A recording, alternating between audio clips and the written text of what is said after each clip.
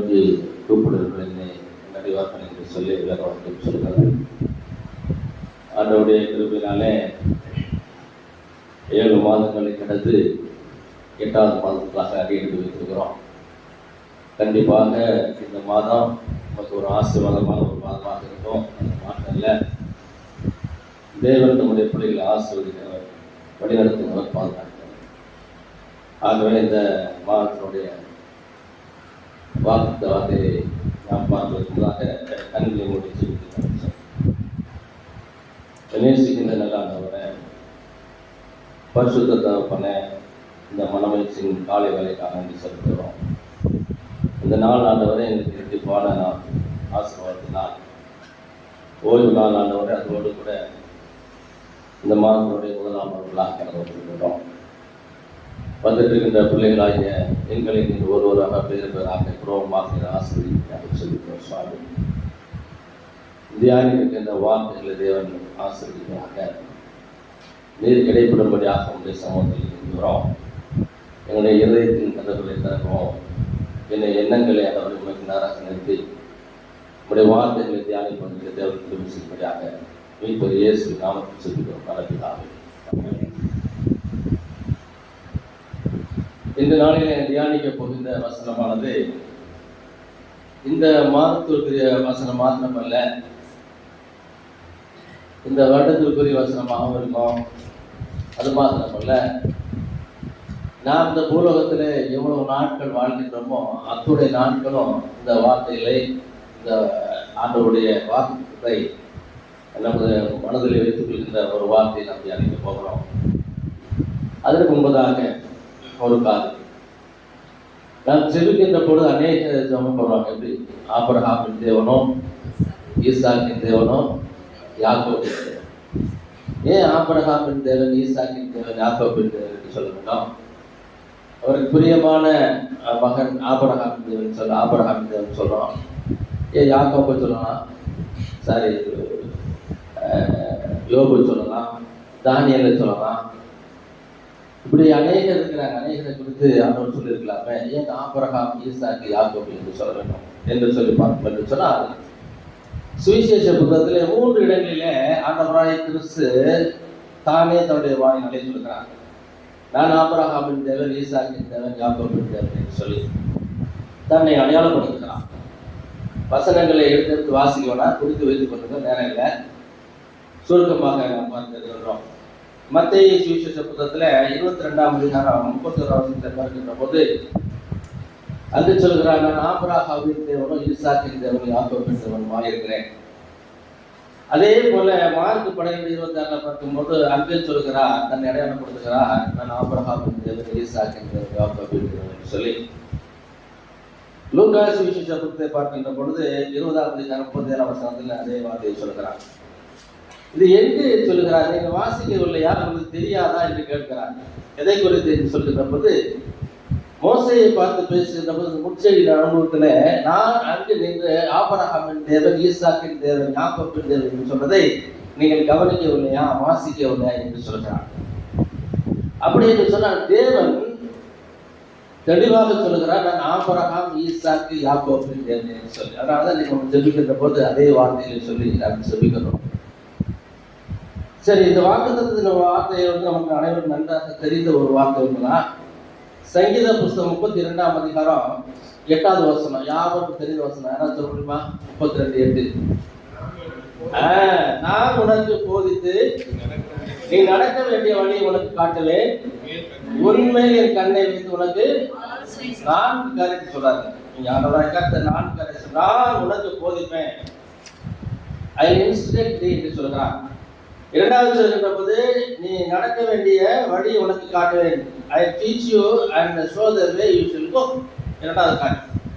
3வது காரியம், உண்மையில் என் கண்ணை வைப்பேன், புட் மை ஆன் தி என்று சொல்கிறான். 4வது காரியம், உனக்கு ஆலோசனை சொல்லுவேன், ஐ guide you are council you என்று சொல்கிறான். போதிப்பதற்கும் ஆலோசனை சொல்வதற்கு வித்தியாசம் இருக்கிறது. போதிப்பது என்று சொல்கின்ற காரியம் தெரியாத காரியங்களை தேவன் நமக்கு சொல்லி காண்பிப்பது போதிக்கின்ற காரியம். ஆலோசனை என்கின்ற காரியம் தெரிந்த காரியத்தில் நீ இப்படி செய்தால் நன்றாக இருக்கும், அல்லது இப்படி போனால் நன்றாக இருக்கும் என்று சொல்கின்ற காரியம் ஆலோசனை என்று பார்க்கிறோம். இந்த 4 காரியங்களும் ஆண்டவர் சொன்ன ஒரு வாக்குத்தத்தனுடைய வார்த்தை. நான் உனக்கு போதிப்பேன், நடக்க வேண்டிய வழியை காட்டுவேன், உன்மேல் கண்ணை வைப்பேன், உனக்கு நான் ஆலோசனை. இந்த 4 காரியங்களும் ஆபிரகாமின் வாழ்க்கையில, ஈசாக்கின் வாழ்க்கையில, யாக்கோபின் வாழ்க்கையில தேவன் செய்து முடித்தான். ஆபிரகாம் பார்த்தாரு, என்ன சொன்னாரு? உன் தேசத்தை விட்டு, அந்த வசனத்தை நீங்க வீட்டுல வாசிங்க, 12வது அதிகாரம் ஆதியாகமம் 1 வாசிங்களா தெரியும். உன் தேசத்தை விட்டு, உன் இனத்தை விட்டு, உன் தகப்பனை விட்டு புறப்பட்டு நான் காண்பிக்கும் தேசத்துக்கு போ. 4 காரியத்தை சொல்றாங்க. என்ன சொல்றாரு? முதல் சொல்ற காரியம், உன் தேசத்தை விட்டு போ, இனத்தை விட்டு போ, ஒரு தகப்பன் வீட்டை விட்டு நான் காண்பிக்கும் தேசத்திற்கு போ. அங்க ஆண்டவர் சொல்கின்ற காரியம், நான் உனக்கு போதித்து என்கின்ற போதனையை அங்கு சொல்கிறார். இந்த போதனையை கேட்ட மகன் அப்படியே எந்த ஒரு தயக்கம் இல்லாம, என் ஆண்டவர் சொல்லிட்டார், அதுக்கு மாறுது கருத்தில் என்று சொல்லி அப்படியே அவன் செய்திருந்தானே. ஆண்டவர் அவன் நடக்க வேண்டிய வழியை காண்பித்தார். அவன் மீது ஆண்டவருடைய கண்களை வைத்து அவருக்கு ஆலோசனை கர்த்தராக இருந்து ஆசீர்வாதங்களை கொடுத்தார். 4 காரியங்களை சொன்னாரு. அதே போல அவருக்கு 4 ஆசீர்வாதங்களை காண்பித்தார். 2வது வசனத்தை வாசிக்கும் போது சொல்லப்படுகிறது, நான் உன்னை பெரிய ஜாதி ஆக்குவேன். 2வது ஆசீர்வாதம், உன்னை ஆசீர்வதிப்பேன். 3வது காரியம், உன் பேரை பெருமைப்படுத்துவேன். 4வது காரியம், நீ ஆசீர்வாதமாக இருப்பாய். 4 ஆலோசனைகளை சொன்ன தேவன் அந்த 4 ஆசீர்வாதங்களை அங்கு காண்பிக்கிறார். போதித்தாரு, நடக்க வேண்டிய வழியை காண்பிச்சாரு, கண்களை வைத்தாரு, ஆலோசனை சொன்ன அந்த 4 காரியங்களும் அப்படியே ஆபிரகாமுடைய வாழ்க்கையிலே நடந்தது. அதனாலே தேவன் ஆபிரகாமை, உன் தேசத்திலே நான் ஆசீர்வதித்தேன், பெரிய ஜாதியாக்கினேன், ஆசீர்வதித்தேன், உன் பேரை பெருமைப்படுத்தினேன், நீ ஆசீர்வாதமாக இருக்கிறாய். அங்கே கமான் சொல்லி அது முதல்ல சொல்கிறாரு. 2வது கவனிட் ஆஃப் பிளெஸிங். 2 காரியத்தை நம்ம பார்க்கிறோம். 4 ஆலோசனைகளை. இன்றைக்கு 4 ஆலோசனைகளும் ஆண்டவருடைய பிள்ளைகளாகிய உங்களுக்கு எனக்கு உண்டு. இந்த மாதத்திற்கு மாத்திரமல்ல, இந்த வாரத்திற்கு மாத்திரமல்ல, இந்த நாளுக்கு மாத்திரமல்ல, இந்த வருஷத்துக்கு மாத்திரமல்ல, நான் வாழ்கின்ற இந்த பூலோகத்தில் வாழ்கின்ற வரை என் ஆண்டவர் எனக்கு போதகராக இருக்கிறார், எனக்கு போதிக்கக்கூடியவராக இருக்கிறார். என்னுடைய வழியை அவர் எனக்கு காண்பிப்பார், என் மீது அவர் கண்ணை வைத்திருக்கிறார், ஆலோசனை சொல்கிறார். இதை நம்ம கடைபிடிக்கிறோமா?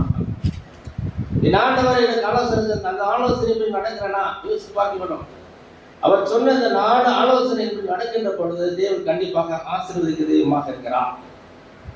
இதை செய்வதற்கு நீ என்ன செய்ய வேண்டும் என்று சொல்கிறார் என்று சொன்னார்.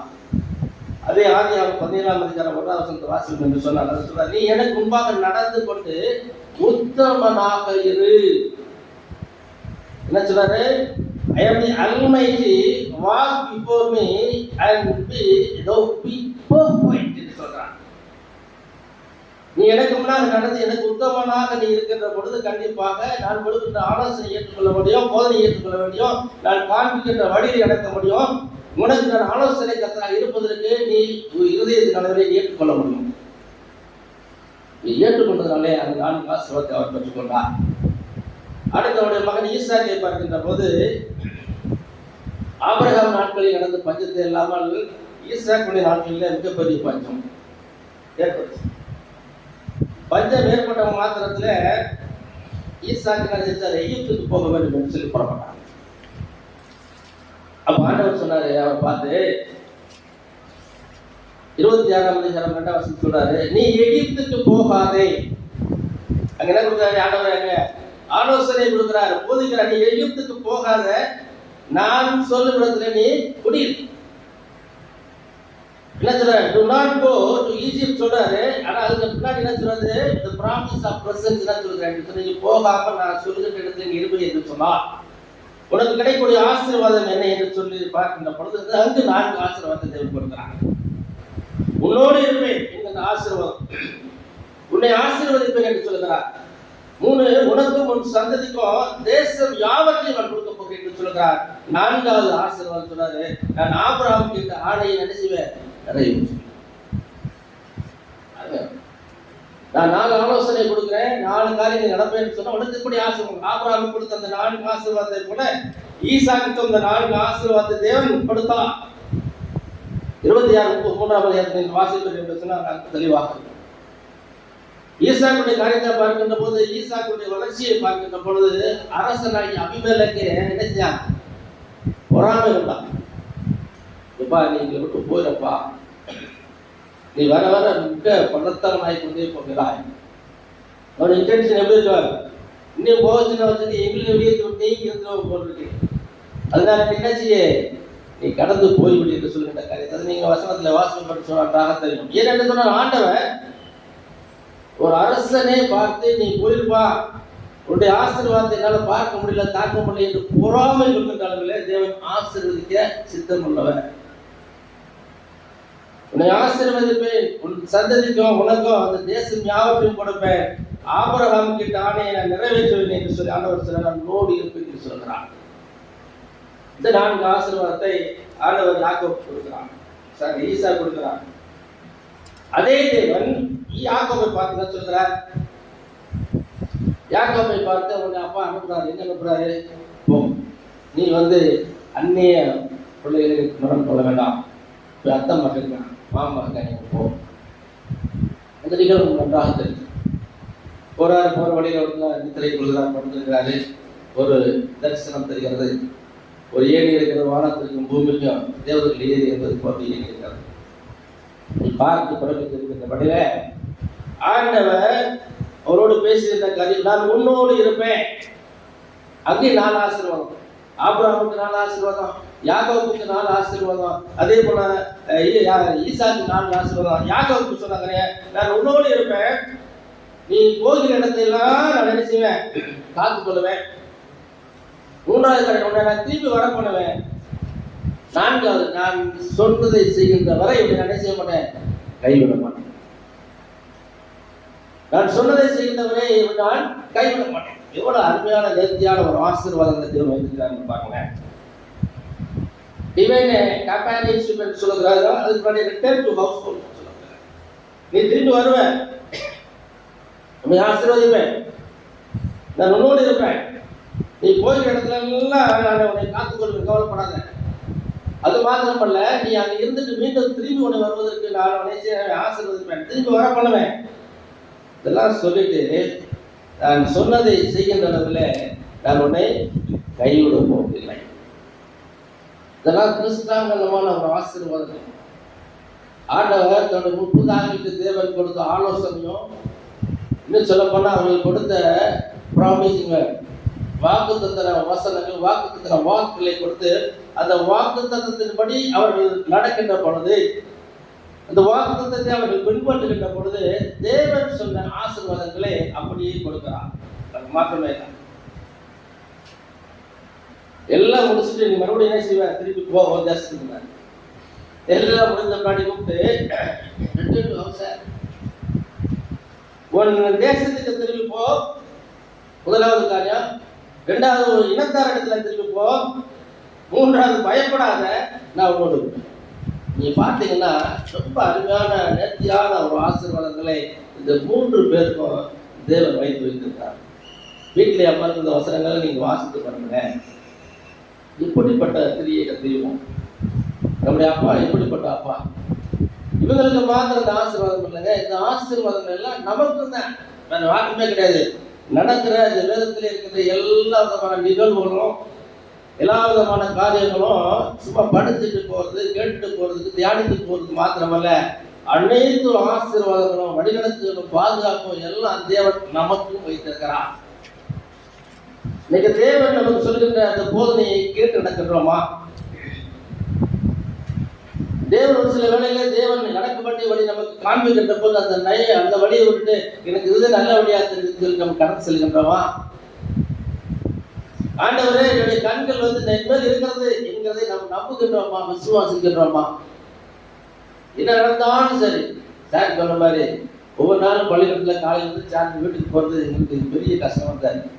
அத்துணை பிரச்சனை இல்லை, எல்லா வேலையிலும் பிரச்சனை இருக்கு. டாக்டர் சார் அவர் 1000 பிரச்சனை சொல்லுவார். எனக்கு பிரச்சனையே கிடையாது, காலையிலிருந்து சார்ஜ் வரைக்கும் நான் சந்தோஷமா இருக்குன்னு சொல்லி ஒரு நபர் சொல்ல முடியாது. அனைத்து பணிகளிலும் அனைத்து வாடிகளிலும் பிரச்சனை உண்டு, கஷ்டங்கள் உண்டு, சோர்வுகள் உண்டு, மன வேதனைகள் உண்டு. ஆனாலும் என்ன சொன்னாரு, நீ கவலைப்படாது, உன்னுடைய எல்லாரோட பிரச்சனைகளும் கஷ்டங்களையும் வியாபாரங்களையும் துன்பங்களையும் துயரங்களையும் தான் என்கிட்ட கொடுத்துருப்பா, நான் பார்த்துக்கிறேன்னு சொல்றேன். அப்ப இந்த காரியங்கள் எல்லாம் பார்க்கின்ற போது என் ஆண்டவர் போதிக்கிற தேவன் என்கிட்ட இருக்கிறாரு, வழிநடத்துகிற தேவன் என்கிட்ட இருக்கிறாரு. அவருடைய கண் எப்போது என் மேல இருக்கிறது. நான் பயப்பட வேண்டிய அவசியம் இல்லை. நான் எங்க சென்றாலும் சிங்கிள் பர்சன், நான் தனிப்பட்ட ஆள் கிடையாது. என்னோட யார் இருக்கா? சிறிய தெய்வம் இருக்கிறான். எல்லாரும் பார்த்து போட்டு கேள்விக்கலாம். இதை குறித்து நான் பயப்பட வேண்டிய அவசியம் இல்லை. காரணம், என் ஆண்டவர் என்னை வழிநடத்துகிறார். என் ஆண்டவர் எனக்கு போதகராக இருக்கிறார். என் ஆண்டவர் எனக்கு ஆலோசனை கர்த்தராக இருக்கிறார். என் ஆண்டவர் என்னை வழிநடத்தார் என்று சொல்லி நாம் இந்த பூலோகத்திலே வாழ்கின்ற வரை இந்த வார்த்தையை நினைத்து நாம் கடந்து செல்லும் என்று சொன்னால் கண்டிப்பாக அப்படிப்பட்ட ஒரு ஆசீர்வாதத்தை பெற்றுக்கொள்ள முடியும் என்று சொல்லி கர்த்தருக்காக நான் நம்புகிறேன். அதே காரியத்தில் சொல்றார், யாக்கோபு சொல்றார், நான் உன் தேவனப்பா, நான் உன் தகப்பனுடைய தேவன், நீ எகிப்துக்கு போ, பயப்பட வேண்டாம், அங்கே உடைய நான் பெரிய ஜாதி ஆக்குவேன். இந்த நாள் ஆசீர்வாதத்தை கடைசியில் கொடுக்குறாரு, யாக்கோபு கொடுக்குறாரு. இப்படிப்பட்ட ஒரு ஆசீர்வாதத்தை தேவன் கொடுக்குறோமா? இன்னொரு மனுஷன் 2 வசனத்தில் அவர் வாழ்க்கையை மாற்றி கொண்ட மனுஷன் நம்ம நம்பாங்க. யாரு? யாபேஸ். 2 வசனம் தான். அநேகரை கொடுத்து, தேவதாசர்களை கொடுத்து, தேவ மனிதர்களை கொடுத்து, முப்பதாக்களை கொடுத்து பார்த்தோம் என்று சொன்னால் பக்கமா இருக்கும். அவன் செஞ்சது இப்படி, அவன் செஞ்சது இப்படி போனா அப்படி வந்தான்னு சொல்லி பெரிய பெரிய கதைகள் ஸ்டோரிகளா இருக்கும். அந்த மனுஷனை பத்தி பார்க்கும்போது, யூதா கோத்திரத்தில் பிறந்த மனுஷன், கனமான ஒரு வாழ்க்கையை ஆரம்பிச்ச மனுஷன், மிக கனமான வாழ்க்கை, துக்கம் நிறைந்த ஒரு வாழ்க்கை.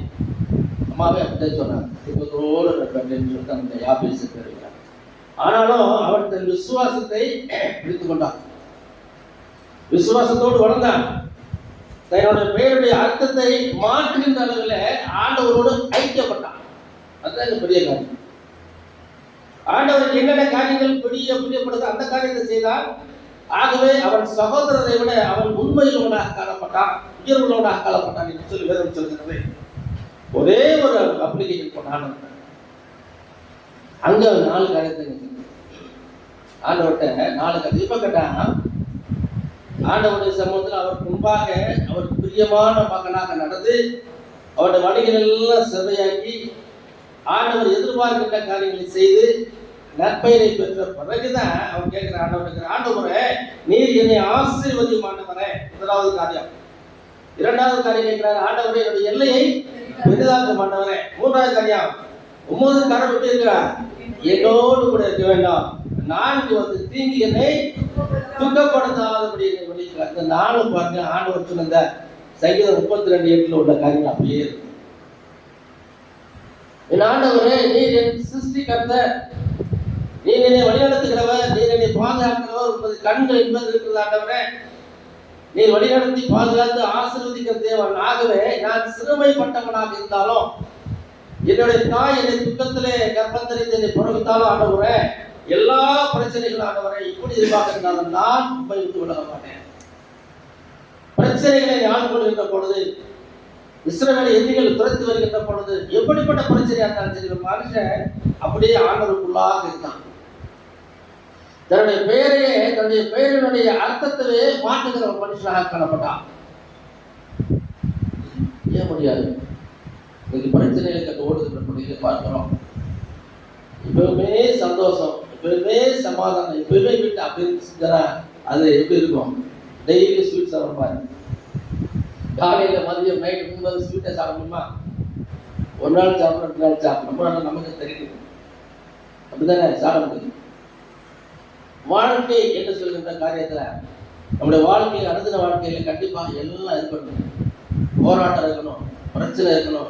அதை யோபு சொல்றா, சாந்தமான இயற்கை. ஆண்டவரே நீர் இப்படிப்பட்டதான சோதனைகளாக கடந்து எப்படியா செய்து நன்றி என்று சொல்ற காரியமா. அன்பான தேவனுடைய பிள்ளையில, தேவன் கொடுக்கின்ற நமக்கு வாக்குத்தமானது சங்கீதம் 32:8 வசனம். மீண்டும் எல்லாரும் சேர்ந்து வாசிப்போமா? 32:8 பிரித்துக் கொள்ளுங்க. எல்லாரும் சேர்ந்து வாசிப்போம். இந்த வார்த்தை எப்போது நம்ம எதிர்த்து கேட்க வேண்டாம். உயிருள்ள வரை என் ஆண்டவர் நமக்கு ஜீவனை கொடுத்து பூலகத்திலே வைத்திருக்கிறவரை நாம் இந்த வார்த்தைகளை மனதில் வைத்து அடுத்ததும் அந்த வார்த்தைகளை ஜெபித்து கடந்து செல்லுங்க. என்ன பிரச்சனை சரி எல்லாம் கடந்து கொள்ள மாற்றுங்க. ஆசிரியமா நான் உனக்கு போதித்து நடக்க வழியை உனக்கு காட்டுவேன், உண்மையை கண்ணை வைத்து ஆபிரகாமுக்கு தேவன் ஆலோசனை கொடுத்தார். தேசத்தை விட்டு, இனத்தை விட்டு, வீட்டை விட்டு நீ போ, நான் காண்பிக்கிற தேசத்துக்கு சொன்னாரு. அங்க பெரிய ஜாதி ஆகுவேன், உன்னை ஆசீர்வதிப்பேன், உன் பேரை பெருமைப்படுத்துவேன், நீ ஆசீர்வாதமாயிருப்பாய் என்று 4 ஆசீர்வாதத்தை கொடுத்தார். ஈசாக்கை பார்க்கின்ற பொழுது நீ எகிப்துக்கு போகாதப்பா, நான் சொல்கின்ற தேசத்துல இரு, நீ அங்கே இருக்கின்ற பொழுது நான் உன்னை என்ன செய்வேன், உன்னோடு இருப்பேன், உன்னை நான் ஆசீர்வதிப்பேன், உனக்கும் உன்னுடைய சந்ததிக்கும் இந்த தேசம் முழுவதும் கொடுப்பேன். ஆபிரகாமுக்கு எல்லா விதமான ஆசீர்வாதங்களை என்ன செய்வேன், நிறைவேற்றுவேன், அதை செய்கின்றவரை உன்னை கைவிட மாட்டேன் அங்கு சொன்னார். யாக்கோபு சொன்னாரு, தன் மாமன் வீட்டு போட்டு வரும்போது, நான் உன்னோடு இருப்பேன், கவலைப்படாத, நீ போகிற இடத்தை நான் காப்பேன், கவலைப்படாத, தேசத்துக்கு திரும்பி வரப்பட்டவன் கவலைப்படாத, இதை நான் சொல்லுகின்ற அளவை செய்கின்ற அளவில் கடைசி வரை நினைச்சேனை கைவிட மாட்டேன். அன்பான ஆண்டவருடைய பிள்ளைகளே, இந்த காலை வரையில தேவன் கொடுத்த வார்த்தை, நான் உனக்கு கொடுத்து நீ நடக்க வேண்டிய வழியை காட்டுவேன், உன் மீது என் கண்ணை வைத்து நான் ஆலோசனை சொல்லுவேன். நம்மோடு கூட இருக்கிறார். இப்பொழுது இந்த வார்த்தைகளை மனதில் வைத்து தேவனுடைய நாமத்தில் காலை மாலை மத்தியான வேளையில நீ இந்த வார்த்தையில வைத்து ஜெபித்து கடந்து போகின்ற கண்டிப்பாக நம்மோடு விலகி இருக்கிற மாதிரி நம்ம கண்டிப்பாக அப்படிப்பட்ட ஒரு ஆசீர்வாதத்தை வந்தாமே நம்ம அனைவருக்கும் தருவாங்க. ஆமென்.